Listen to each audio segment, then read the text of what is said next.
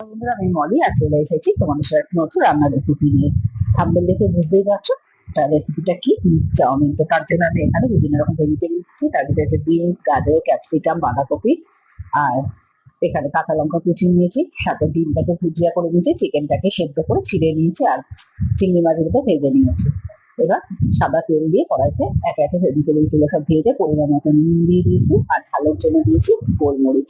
তারপর ডিম আর চিকেন, চিংড়ি মাছগুলোকে দিয়ে একে একে ওর ভিতরে দিয়ে দিচ্ছে হচ্ছে বিভিন্ন রকম সস। তার ভিতরে tomato sauce, chilli sauce, soya sauce আর দিচ্ছে হচ্ছে সামান্য একটু ভিনিগার দিয়ে ভালো করে ভেজিটেবল গুলোকে ভেজে এর সঙ্গে মিশিয়ে নিতে হবে।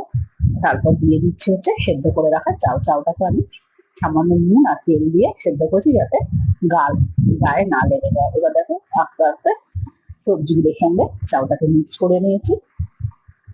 তো অলমোস্ট আমাদের চাটা কমপ্লিট হয়ে এসেছে, আর একটু ভাজা ভাজা হলে নামিয়ে নেবো। তো মিক্সচার রেসিপিটা তোমাদের কেমন লাগলো কমেন্টস করে জানিও। যদি ভালো লাগে লাইক শেয়ার কমেন্টস করতে ভুলো না। ভিডিওটা এখানে শেষ করছি।